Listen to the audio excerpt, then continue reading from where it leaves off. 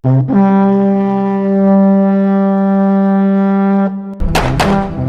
prajurit, komando. Siap mati untuk Ibu Pertiwi. Diterima, kami akan membalas tembaknya.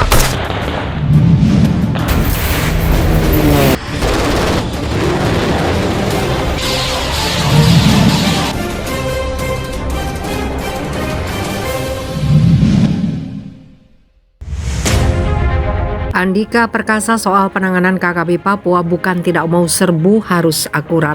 Panglima TNI Jenderal Andika Perkasa memberikan tanggapan terhadap penanganan KKP Papua. KKP masih menuai sorotan usai melakukan pembantaian terhadap 12 warga sipil di Nduga, Papua. Terbaru, seorang pendulang emas tewas dengan kondisi kepala dipenggal pada Selasa 19 Juli. Andika mengatakan, sejak kejadian di distrik Kenyam, Nduga, dirinya langsung memerintahkan kepada seluruh jajaran TNI untuk bergerak, terutama dari intelijen.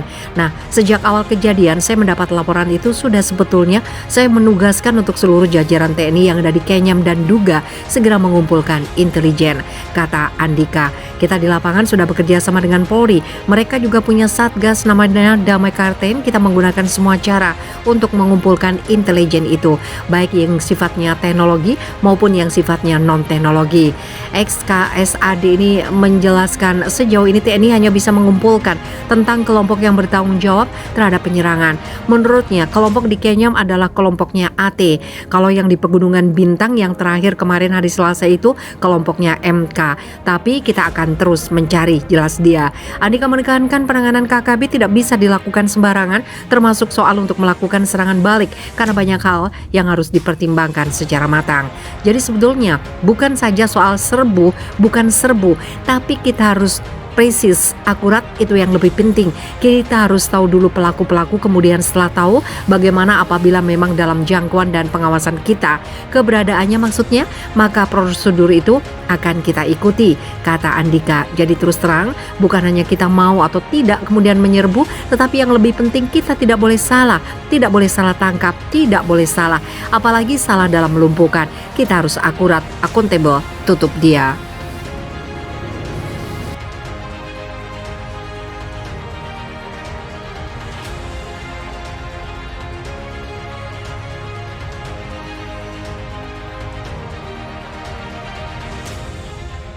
Puncak Papua dan Nduga merupakan medan perang. KKP Papua mengingatkan agar warga pendatang yang mereka sebut sebagai imigran segera angkat kaki. Peringatan dari KKP Papua telah disampaikan beberapa waktu lalu oleh juru bicara TPNPB UPM Sebi Sambom melalui video.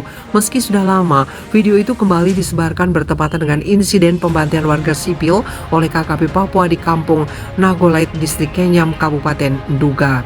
Melansir dari poskupang.com, video berdurasi 1 menit 34 detik itu disebarkan oleh akun Twitter Kejora Merdeka @pastimerdeka dan Koteka Pastur @Koteka Pastur. Sudah diperingatkan dari dulu tapi toh kepalanya keras seperti batu, tulis Kejora Merdeka di keterangan video. Selamat siang warga dunia, saya Sebi Sambom, juru bicara TPNPB UPM atas nama Panglima Tinggi, atas nama Tuhan, Moyang Bangsa Papua, atas nama rakyat dan semua pejuang Papua Merdeka. Kami dari manajemen Markas Pusat Komnas peringatan keras kepada semua orang Indonesia, warga imigran yang datang cari makan di Papua, baik di daerah konflik perang. Kami beri peringatan kepada Anda untuk segera tinggalkan daerah konflik perang. Saya bisa meminta warga pendatang segera tinggalkan Intan Jaya, Puncak Papua dan Nduga. TPNPB UPM tidak akan bertanggung jawab jika Anda mati. Dengan alasan tukang bangunan ke tukang OJK tidak alasan. Kami sudah umumkan wilayah itu wilayah perang, biarlah TNI Polri, pasukan setan kah, harimau kah, buaya yang datang tinggal di situ lawan dengan TPNPB UPM. Pernyataan itu terkesan membenarkan perilaku keji yang dilakukan KKB dengan membantai warga sipil termasuk seorang pendeta. Sebelumnya, pembantaian warga sipil oleh KKB Papua terjadi di Kampung Nogolait, Kabupaten Nduga. Sebanyak 11 orang tewas, 2 lainnya luka-luka. Polda Papua mengungkap adanya keterlibatan Egyanus Kogoya dan Yotam Bugiangge dalam tragedi pembantian warga sipil di Nduga. Egyanus Kogoya mengidentifikasi sebagai pimpinan KKB dan Yotam Bugiangge merupakan pecatan TNI disebut sebagai otak dalam pembantian itu. Jumlah mereka sudah kita kantongi, mereka sudah bergabung. Egyanus Kogoya dan Yotam Bugiangge, kata Direskrimum Polda Papua Kombes Faisal Ramadhani saat dihubungi Kompas.com. Keterlibatan keduanya terungkap setelah Satgas Damai Karten dan TNI berhasil melakukan olah TKP dan menanyai beberapa saksi yang sempat melihat tragedi berdarah itu. Korban yang selamat sudah bisa memberi keterangan kepada polisi untuk mengungkap pelaku pembantaian. Faisal menyampaikan saat hendak mengevakuasi jenazah terakhir di Kampung Nogolait, aparat keamanan selalu diganggu dan terlibat kontak senjata dengan KKB selama 3 hari.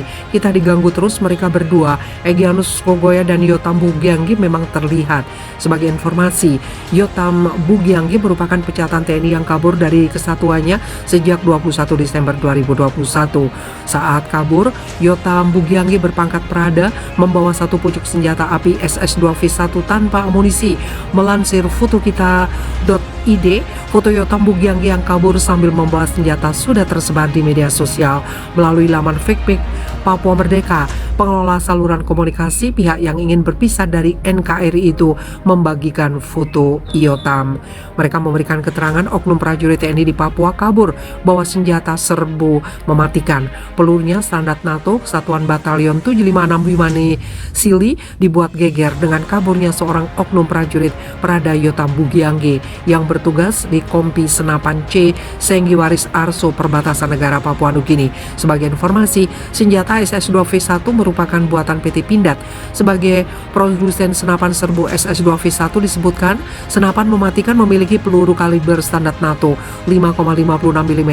SS2V1 merupakan varian pertama dari keluarga SS2 dengan panjang laras 460 mm. Saat ini senjata sebagai efektif mengenai target hingga sejauh 400 meter. Salah satu fitur SS2 adalah charging handle yang akan tertarik ke belakang saat peluru telah habis. Pengguna hanya perlu mengganti magazin, kemudian menekan tombol bolt charge tanpa mengokang dan senjata pun akan kembali siap untuk ditembakkan.